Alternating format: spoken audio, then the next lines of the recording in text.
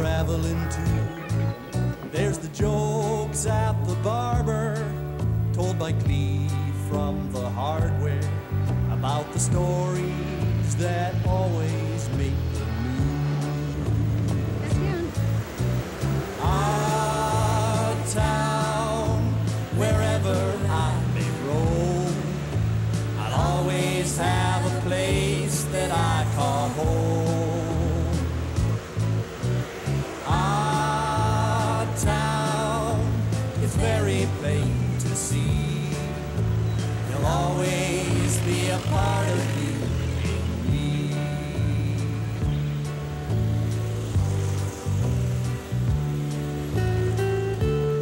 A few miles north of Lake Erie, on the River Lynn, is Simcoe, the county town of Norfolk. Known as the Golden Garden of Canada, it was settled by hardy United Empire Loyalists following the American Revolution, and has grown into a thriving and prosperous center with a unique mix of history, culture, and vitality. Hello, I'm Barry Penhale. Simcoe, Ontario had its beginnings in 1794 when an American family, the Culvers, arrived here from New York State. Favored with a generous land grant by Lieutenant Governor Simcoe, they quickly decided to make these lovely surroundings their home. Simcoe has also been home to some of our country's outstanding authors, painters, and inventors. In fact, it was here that the alligator was hatched.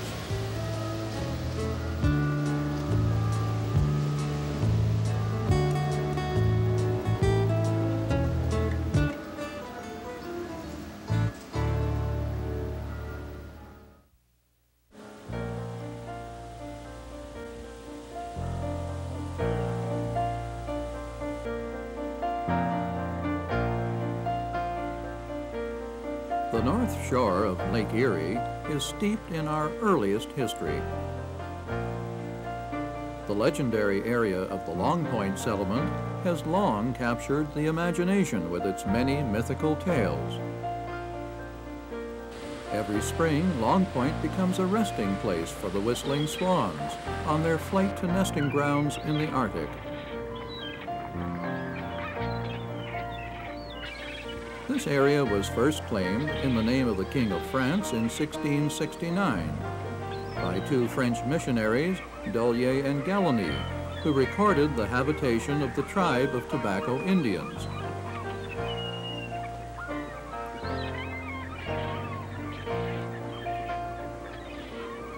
White man settlement to the area began in earnest following the Revolutionary War in the States.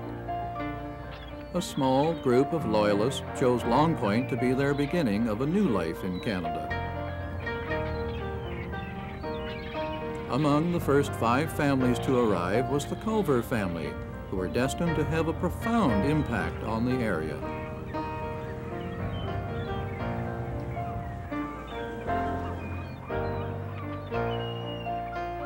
Six miles inland from where the sparkling Lynn River flows into Lake Erie, Aaron Culver realized the possibilities of the river. At this spot, water flowed at a rate fast enough to generate the running of a mill. A settlement began, and Culver established a dam and a grist mill. A determined man, he sought out Governor Simcoe for permission to have his mill designated a county seat. The emerging pioneer town began to take shape, developing around a brickworks, carriage works, and distilleries. One of the biggest industries was to become the woolen mills. The Brooke family founded, developed, and managed this thriving industry for decades. Culver attempted to show his appreciation to Lieutenant Governor Simcoe by referring to the settlement as Simcoe. In 1837, Simcoe was chosen as the district capital. The prestige and prosperity resulting from this event led to the rapid development of the village. The courthouse and jail were built, and in 1849, Simcoe was incorporated.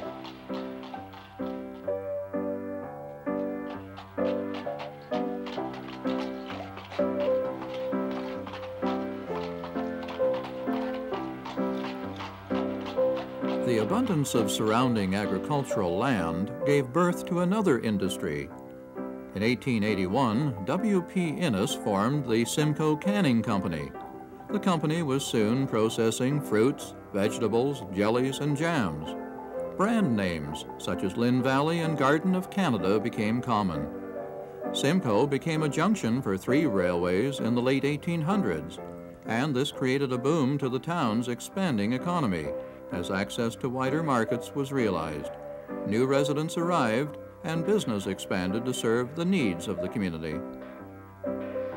With the establishment of industry, Simcoe moved out of the frontier era.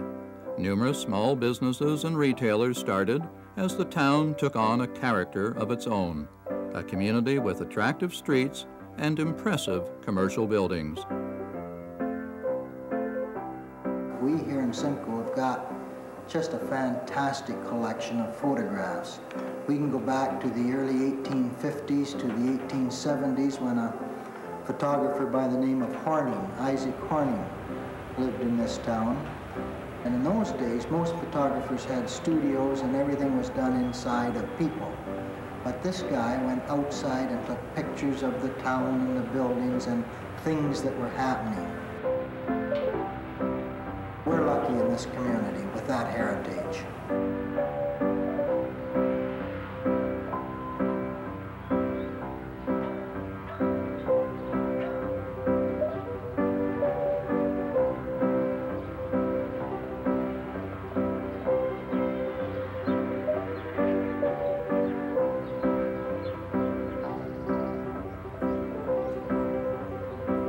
Simcoe's present-day residents enjoy looking back on the richness of the town's past glories and achievements. I was born in the town of Simcoe a little before the turn of the century. People ask me sometimes how old I am, and I find the best answer to give is old enough. And you know, that answers for practically any age that you want to think about.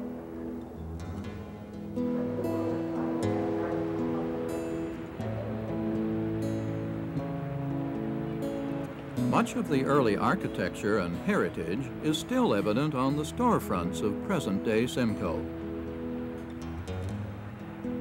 Simcoe has a great advantage in having a core that is made up of a grid system. It's always been the historic business and financial center for Norfolk County. We have a great deal to preserve, and we have lots of material that we can work with.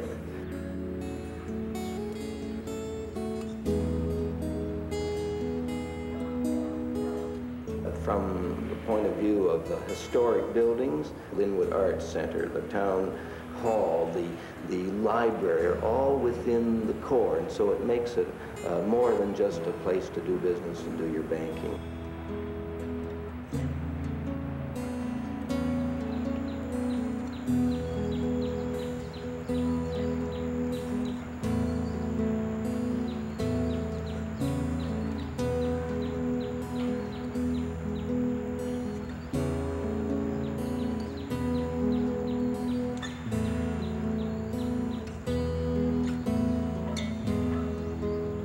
Simcoe's Linwood Park, adjacent to the early milling site, is enjoyed in all seasons by visitors and residents alike.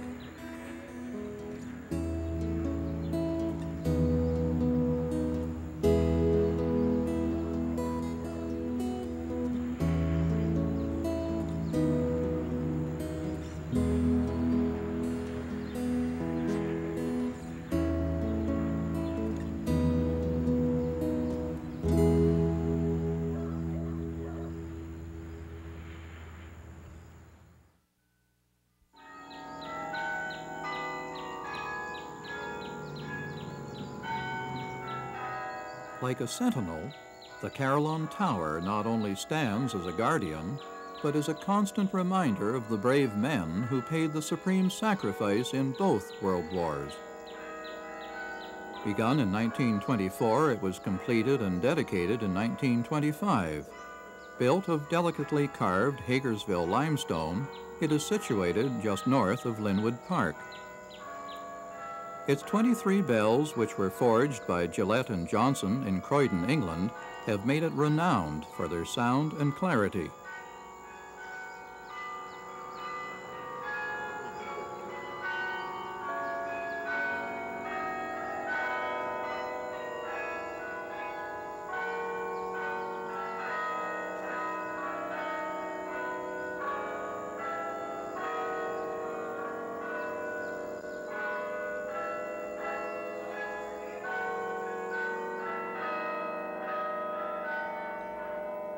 Even though Simcoe is far removed from the swamps of Florida, it is celebrated for the alligators of Lake George. Unlike Florida's predators, these so-called alligators, because they could navigate on land and water, were built by skilled craftsmen, tested on Lake George, and for years became the workhorse of the logging industry of Ontario and Quebec. A man named Jackson asked my grandfather if he could design some type of power boat which would help them in the rafting of their logs. So grandfather developed a flat-bottomed scow with square ends and powered by a little steam engine and carrying a mile of steel cable. Well, during the first boat was successful, and during the next 40-odd years, the firm, which was called West & Peachy, produced several hundred of these boats, and due to their amphibian nature, where they could haul themselves either on land or water, they christened them alligators. And the alligators, for many years, quite an outstanding product of the town of Simcoe.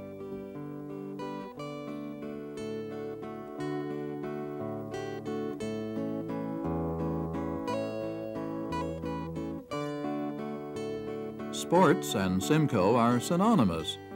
Competition in all areas of sports was keen and always has been since the first baseball, soccer, or hockey team were founded.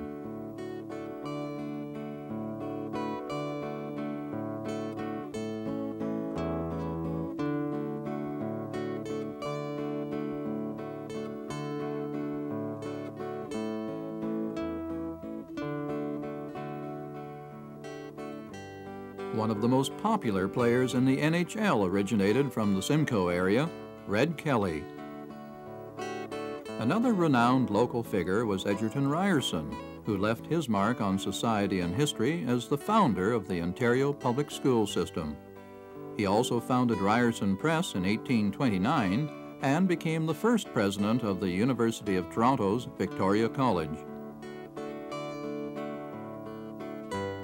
Celebrated author Frederick Philip Grove spent the last 20 years of his life in Simcoe.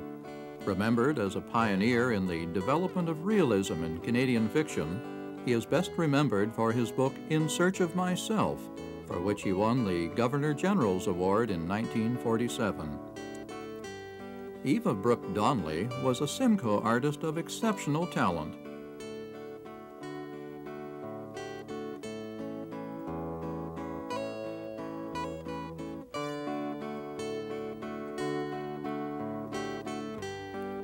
She bequeathed her historic residence to the municipality of Simcoe. Now, the Eva Brooke Donnelly Museum is a showplace of Norfolk's early history.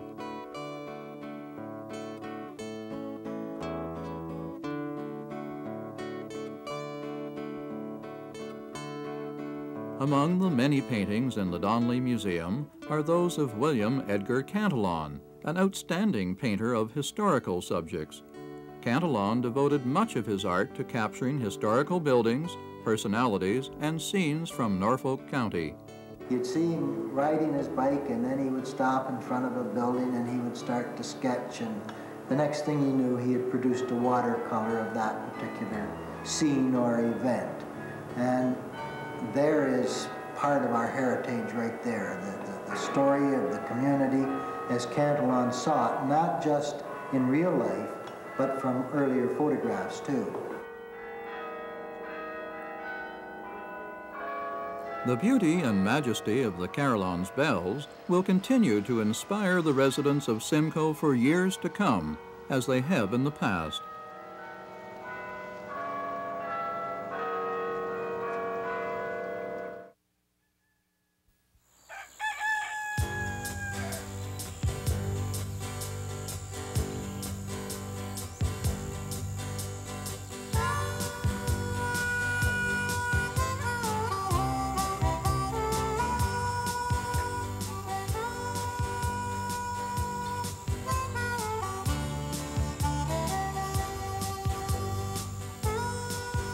Simcoe has long been called the Golden Garden of Canada for its productive surrounding farmland. The wide range of soils in the Norfolk area has provided a strong agricultural base for the local economy.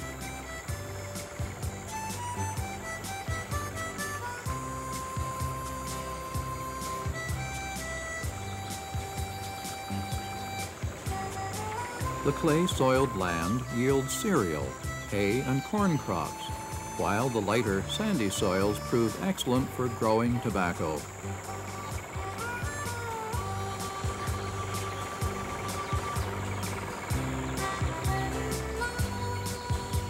The French missionaries, Dollier and Galigny, recorded in their diaries that native Indians smoked tobacco. They believed that smoking it provided a panacea for such ailments as asthma, bronchitis, and rheumatism.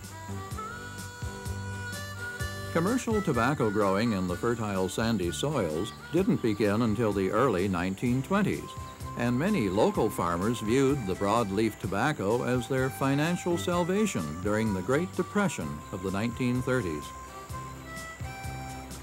Visitors to Norfolk County immediately know they have entered Canada's premier tobacco belt once they see the multicolored drying kilns that dot the landscape as far as the eye can see. The fathers of Norfolk County tobacco growing were Henry A. Freeman, who made the first soil analysis and proved that Norfolk soil was ideal for the crop, and William Pelton, who became his colleague in the founding of the industry in that area. From a small beginning in the summer of 1923, when the first crop was harvested on the Chrysler farm, the industry has grown to the point where 150,000 acres are cultivated annually by over 4,000 farmers. Unlike olden times when all work was either horsepower or manpower, the advanced techniques of planting and harvesting have not only improved the yield, but made Norfolk County flue-cured tobacco among the finest in North America.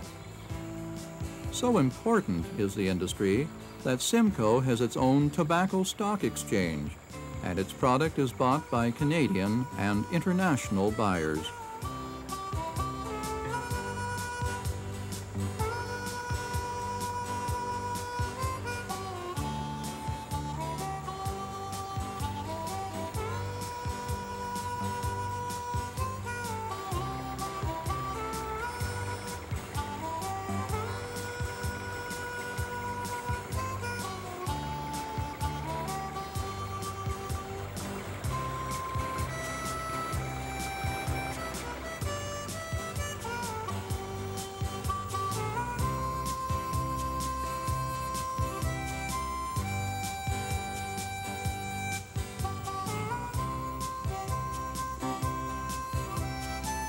An expert spokesperson for Norfolk County Tobacco is Anita Kelleher. Here in Simcoe at the Norfolk County Fair, the tobacco leaves are put on display. After they've been judged in 5 categories, they're available for public viewing. These are the winners here. The Norfolk County Fair and Horse Show, held every Thanksgiving weekend, is one of the oldest fairs in southern Ontario, the 4th largest in attendance. As to be expected, music is a major part of the fair, as local groups such as the Friendly Fiddlers entertain.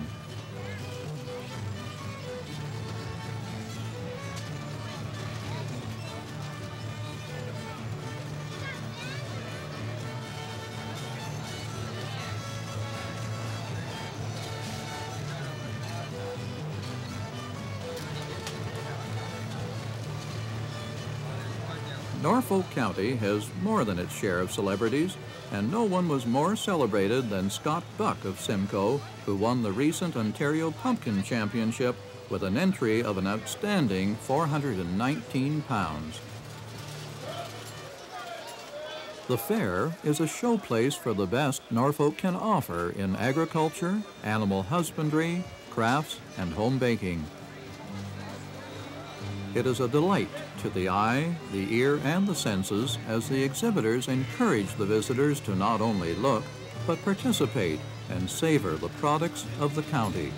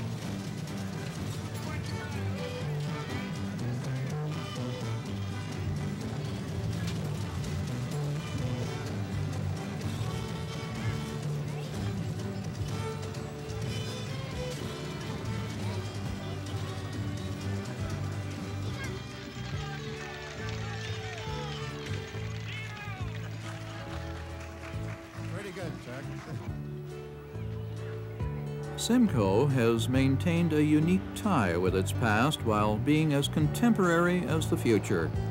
Impressive though its buildings, streets, and parks may be, it is the people, past and present, who have made Simcoe what it is today. The pioneers had a vision and left a heritage that those who followed have maintained. In spite of the pressures of modern times, Simcoe will continue to retain its delightful small-town charm and elegance.